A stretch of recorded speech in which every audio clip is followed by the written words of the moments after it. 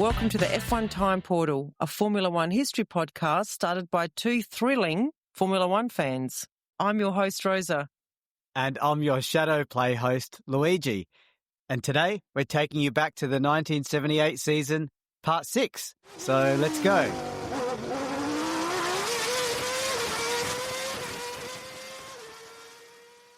Shadow Play. I don't know Shadow Play. You probably don't. I wonder if many listeners know it. It's an awesome song by a band called Joy Division. And I do know Joy Division. Yeah, they did a lot of big songs and they became New Order. Yes. UK band. Yes. And a bit of a sad story band. Yes. But Shadow Play is like the song that, depending on your age, if you're, say, 45 and above, you've been to many parties where Shadow Play was in the background and you didn't realise it was on, but you really like that song.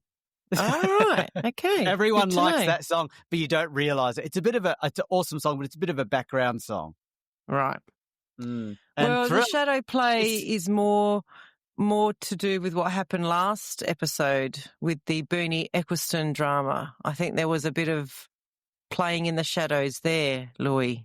Absolutely. So it was more applicable. So this is like the hindsight of the last episode. This is hindsight. Yes. Yeah. So well, I've chosen thrilling. I'm hoping it's thrilling, this one. I don't really remember what happens in this bank of races. But, I remember one thing that's coming up, but hopefully it's not coming up soon, but I think it might be. Yeah, I don't think it is in this one. Yeah, I remember that one too, Louis. That's a relief then. Let's hope for as little boring as let's hope for boring but entertaining. No, thrilling but not. Yeah, not too thrilling. Yeah. All right, let's get going. Okay, so we're up to race 10 of 16, the British Grand Prix at Brands Hatch, July 18, 76 laps, and the weather is warm and sunny. Yeah, so prior to this race, Lotus attended some pre-race testing at this track, and Peterson set the fastest time. So everyone else was back on warning about the Lotus. Yeah, and what makes this warning worse is that Peterson set that fastest time using the old Lotus 78 from 1977. It doesn't get much worse. We'll pull out our old car and destroy everyone. Yes, and new destroy car's still everyone. New car's still in the garage. So then Peterson switched to the new Lotus 79, and while everyone was struggling to get under 1 minute 20, Peterson was lapping over 2 seconds faster and finished the first practice session with a time of 1 minute 17.16. So we're labouring the point a little, but it just shows the gap. It shows the gap, doesn't it? Yeah, I think we're labouring the point because it just shows how far the goalposts were moved because of ground effect. That's their ground effect car, isn't it? That's right. Yeah, it's just blitzed the times. Yeah. So Andretti, focusing on his race car setup, was a bit slower. And it was Latifi in the Ligier who earned the rights to the superior Goodyear tyres for Saturday, along with Patrese in his Arrows. And just to correct you, it's not Latifi. You're thinking of Latifi. You mean Lafitte. Lafitte. Far out. But it's a funny accident, isn't it? It is. It's like the same name in my head. Lafitte. Yeah. Yes, you're right. It's not the same driver at all, I don't think. No, I don't even think Latifi was born. He was not born for sure. And not in any stretch of the imagination are they anyway similar. No. So on Saturday, McLaren brought out their new M26E, which was developed with ground effect principles. So we've got our other teams starting to say we can have a go at this. So this is race 10. Right. This is how long it took to get a decent copycat, I guess. Well, if they don't, they'd be left behind. Like they'd never be competitive. Yeah. So they have to, don't they? Well, like we mentioned in an earlier episode, Lotus had set a new regulation by making such a big gap. You either were in Formula One or you were in Formula Two. you know. Exactly. So Hunt was actually impressed with the new car. I think he had some challenges. You can imagine there would be teething issues, but he was Yes. very keen to persist with this car. Okay. Meanwhile, Peterson went and lapped at 1 minute 16.8 and was so confident that he sat out to see if anyone could challenge his time, which they could not.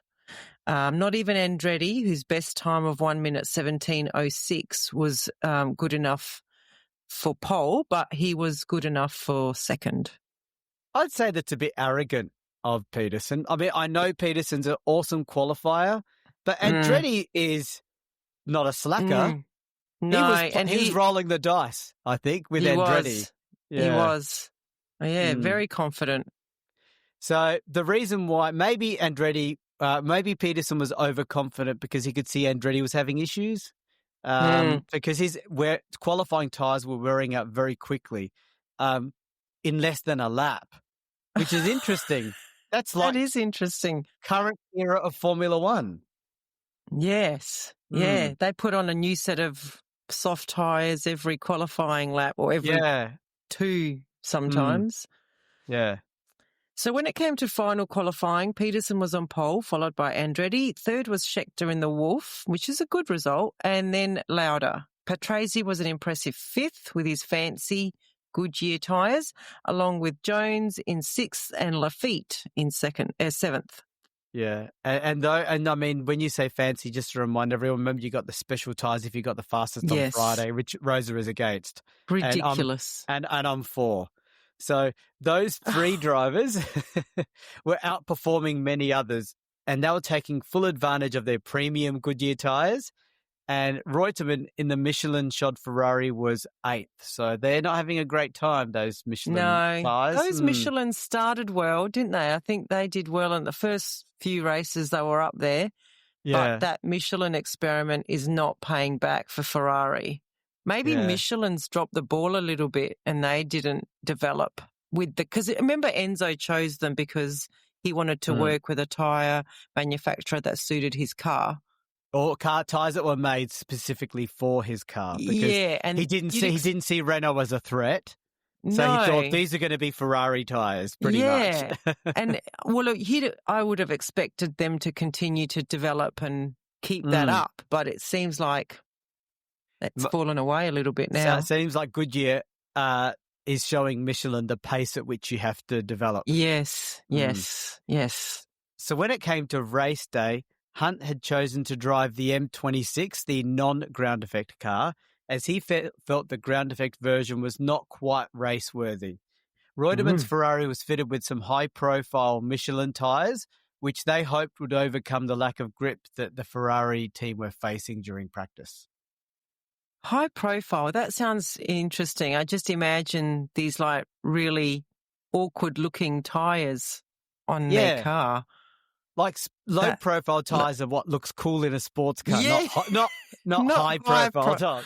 That's what belongs on a minivan or something. I don't know. That sounds so weird. they went with the minivan tyres.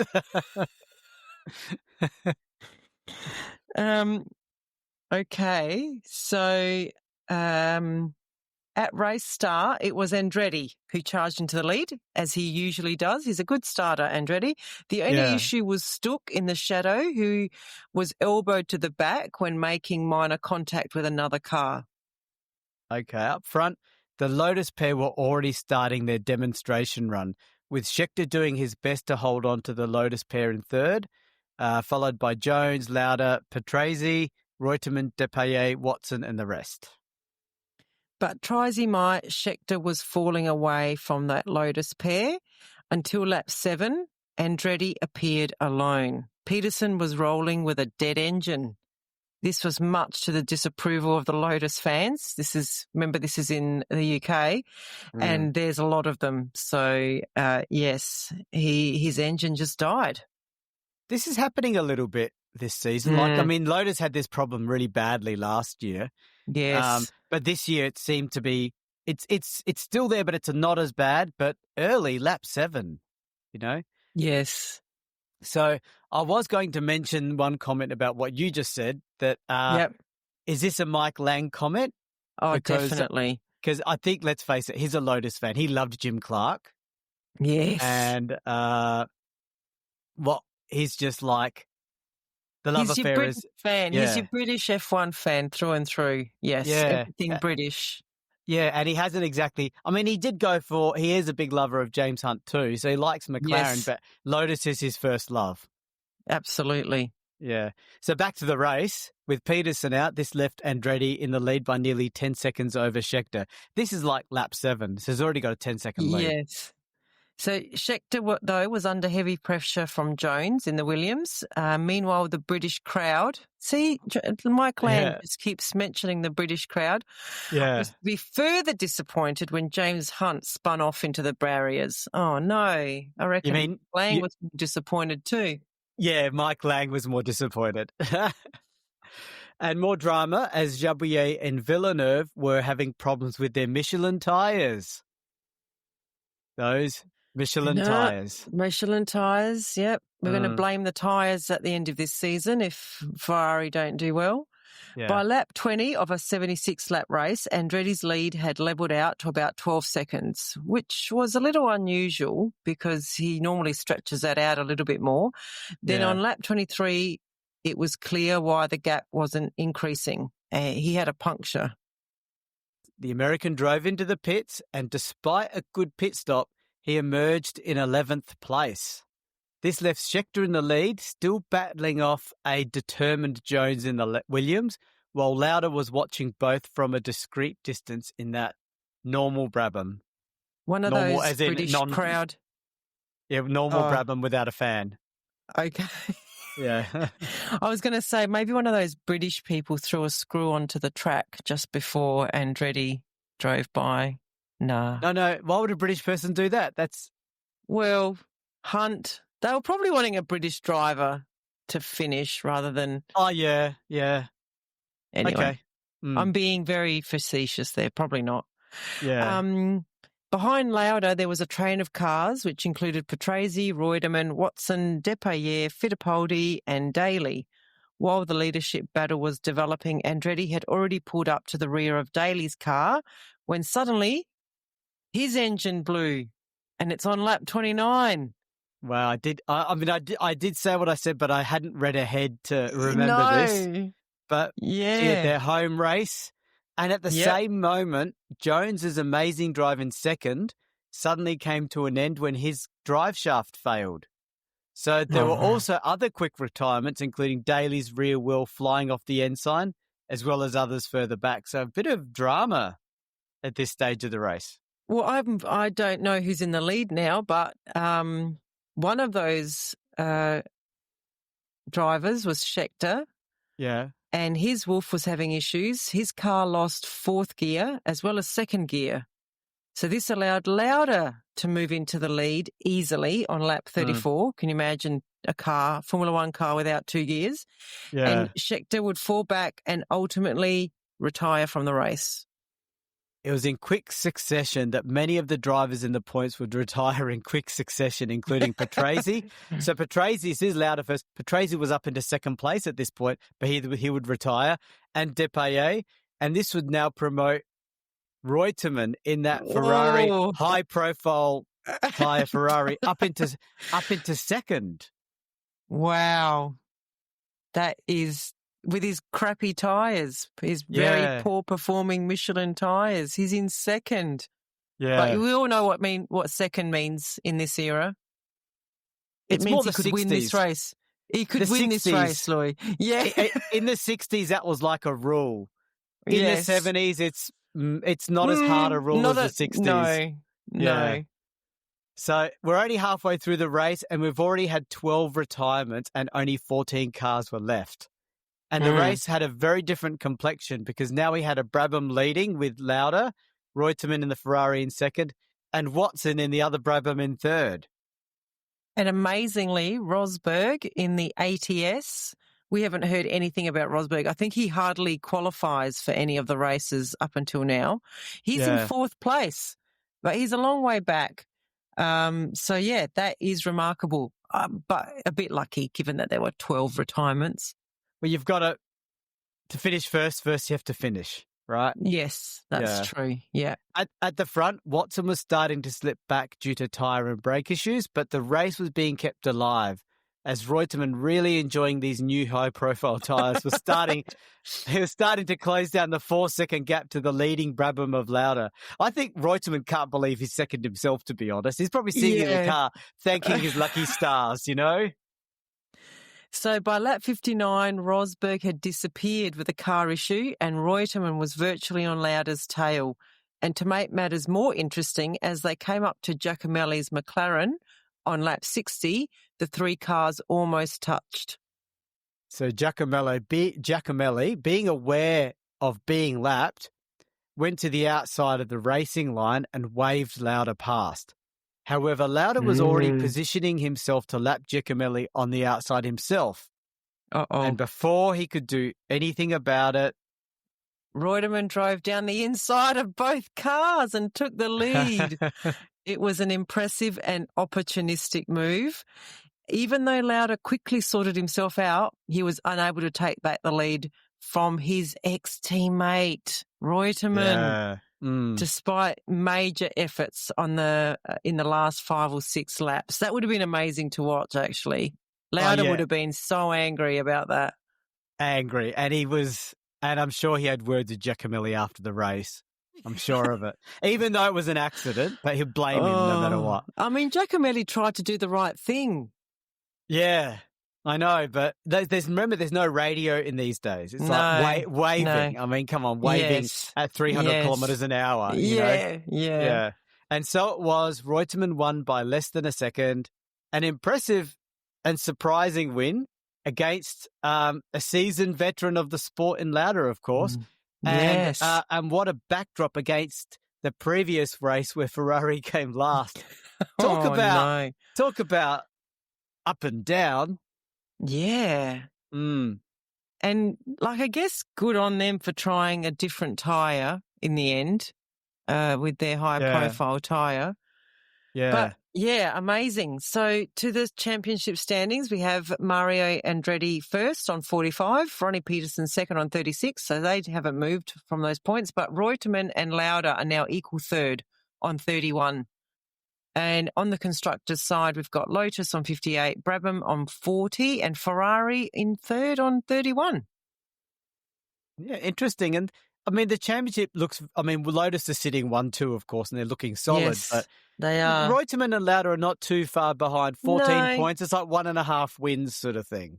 We've got 5 races to go. So really, we've got Depailler in 5th on 26. I didn't read him out, but all of them, I mean, something major would have to happen to the Lotuses.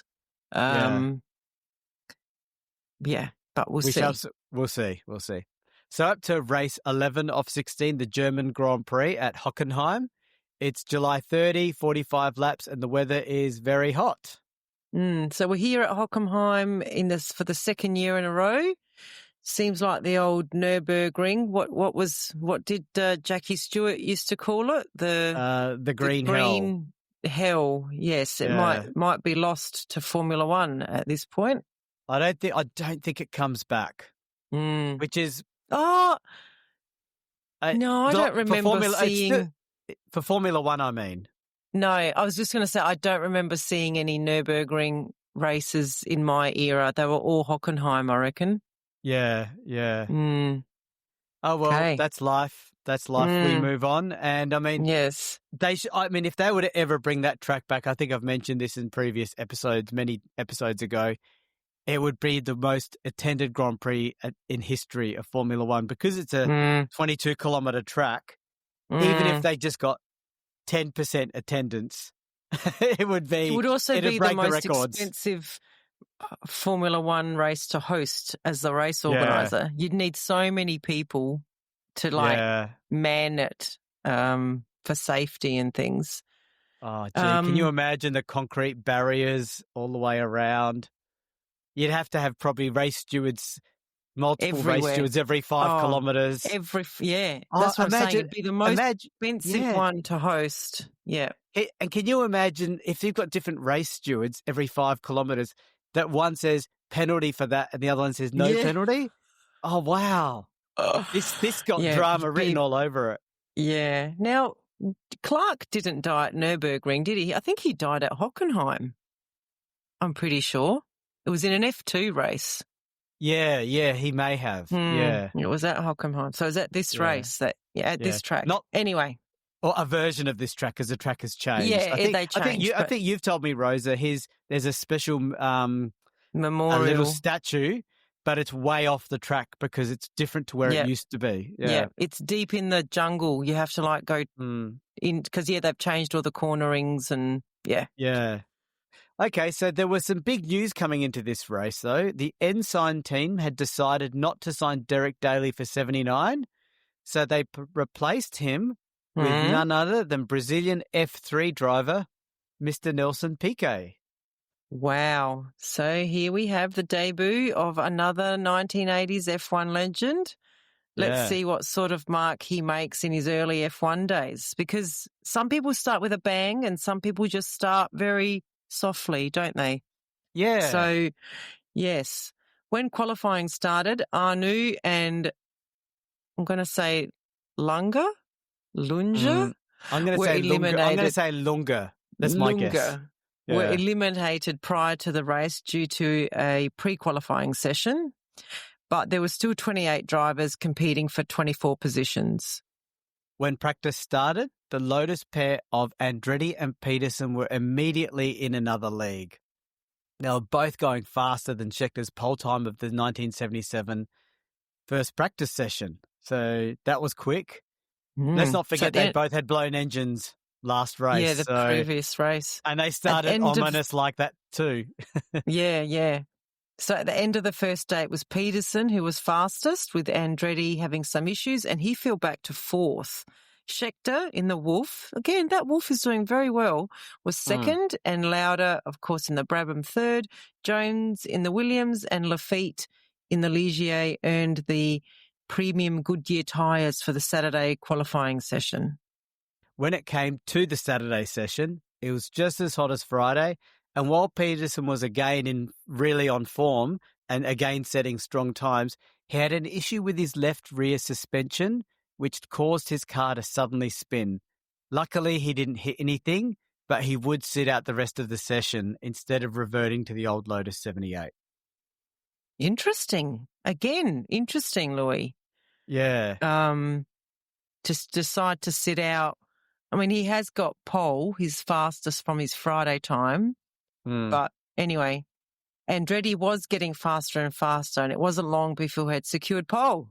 So maybe maybe he should have got into the old Lotus 78.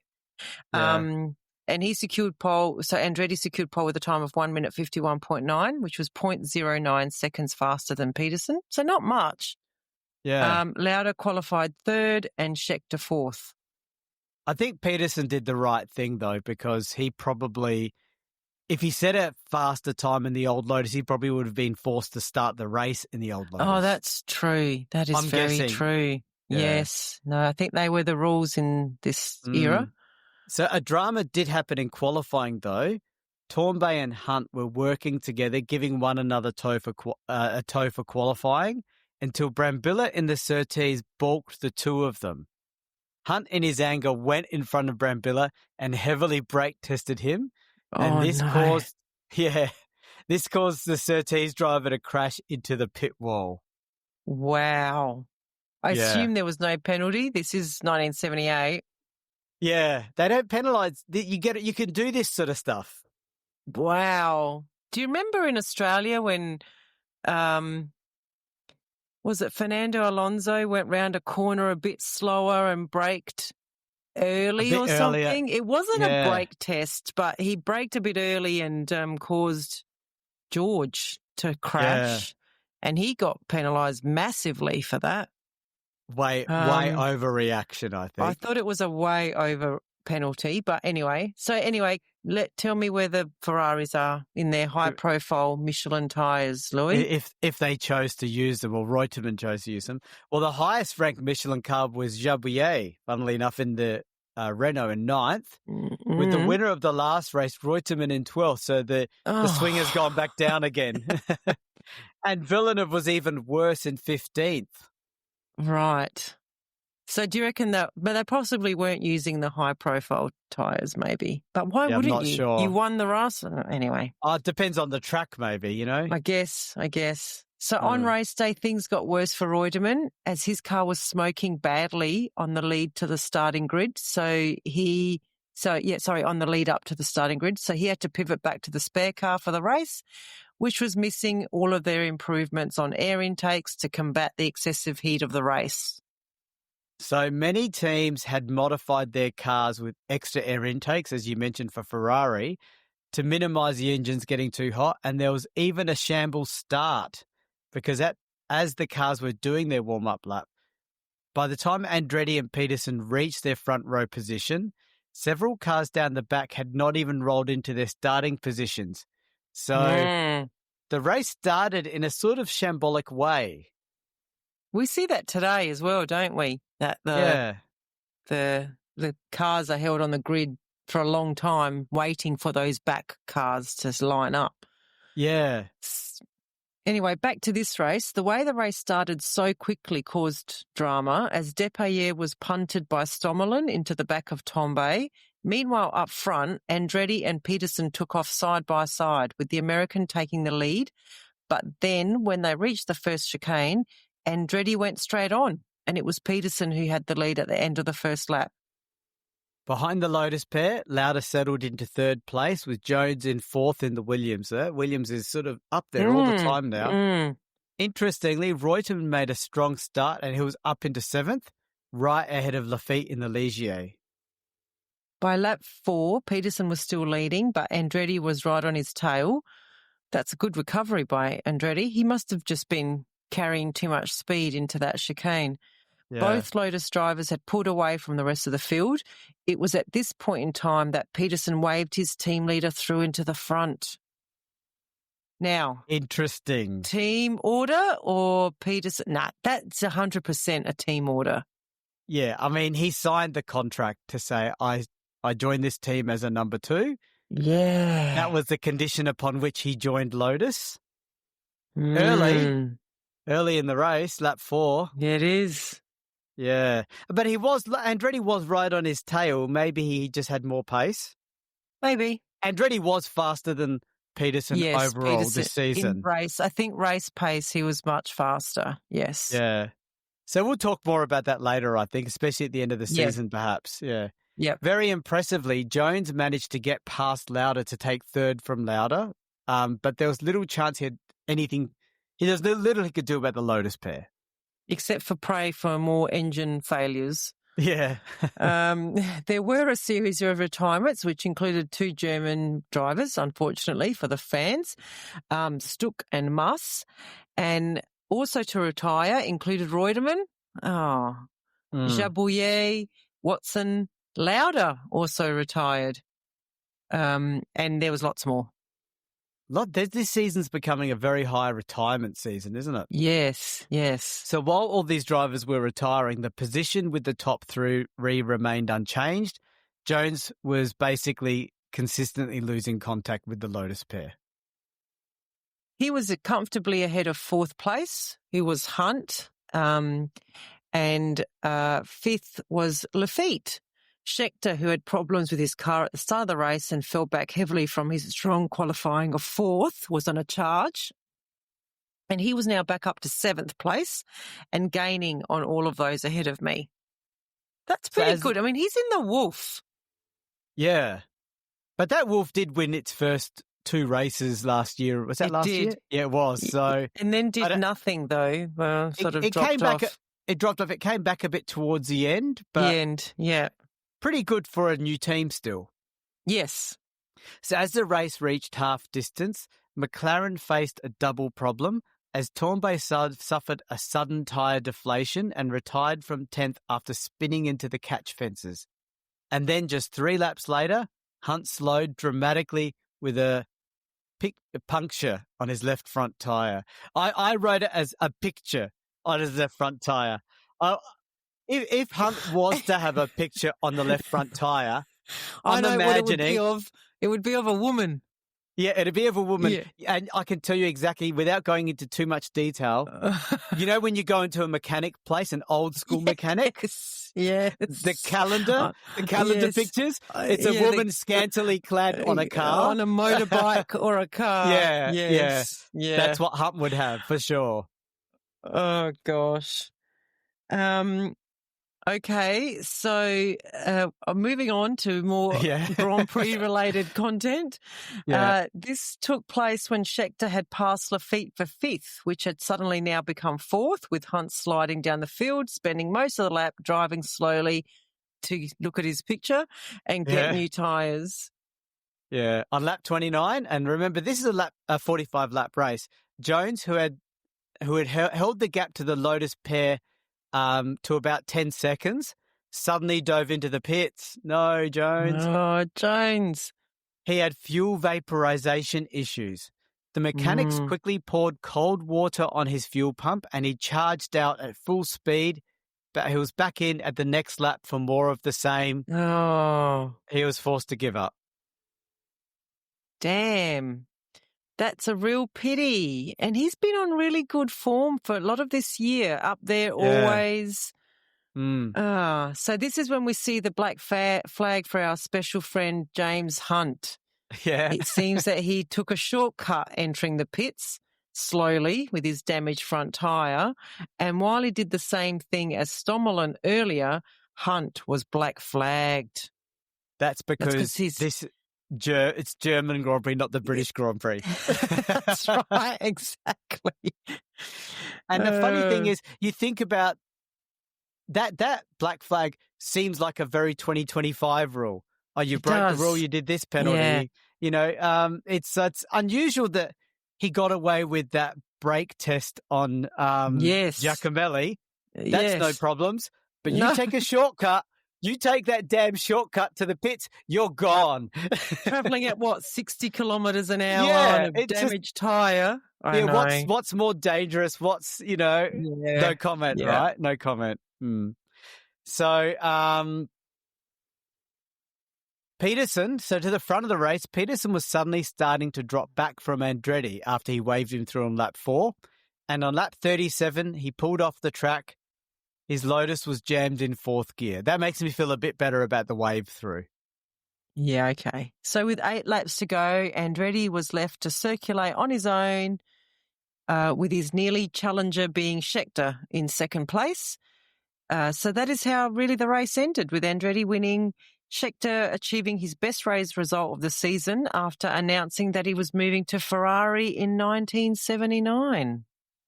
Interesting, which means he's taking Reutemann's place. I'm assuming Reutemann knew it was him, or maybe neither Ferrari driver knew. Oh, yeah, I don't know. Do you reckon? Yeah, they would have kept Villeneuve. Although Villeneuve hasn't done much this season. No, he's a young gun. This is his learning year. He's a rookie season. They can see potential in him. Yeah, they didn't hold on. They didn't hold on to Reutemann long, did they? No. So on lap 6, so the top 6 were Andretti, Scheckter, Lafitte, Fittipaldi. Look at that. No doubt because of the retirements. Yeah. Peroni in 5th and Raback in the Lotus in 6th. So Raback must be one of the third-tier drivers or a privateer or something. Peroni's interesting for me. I always thought he was a bit more successful driver. He's not done much. What's he driving at the moment, Louis? I keep forgetting. He's at a Tyrrell this year. Okay. But this is early in his career, so maybe hold that thought is what I can say. Like I said, some of the stars start very slowly, don't they? Yeah, like Patrese started with a bang. Yeah. You know? Yeah. And Peroni's a slow burn. Yeah. Arnaux's not doing much either. Yeah. All right. So to the Drivers' Championship, we have Andretti stretching his lead. He's now on 54. Peterson's stuck on 36. Reutemann and Lauda still on 31. They were both retirements in this race. And Depailler still on 26. He also retired. On the constructors' side, we have Lotus on 67. Wow. Brabham on 40 and Ferrari on 31. Wolf's on 14. They're 5th. Yeah, okay. That's good. It's good for them. And based on the Drivers' Championship, you'd say Andretti's now got one hand on the trophy. I'd say 54-36. Yeah, I'd say so too. Yep. Yeah. Peterson's always going to defer to him. Like, Peterson's not actually a rival. Or he's waving him through now. So, yeah. So he can't actually win that flag, even if he could. Unless Andretti retires and Peterson wins. Yeah, but what are the chances of that? Yeah. Okay, we're going to take a break there and then we'll come back for part 7, I think. Race 12, Austria. Okay, see you all then. Okay, bye. Bye.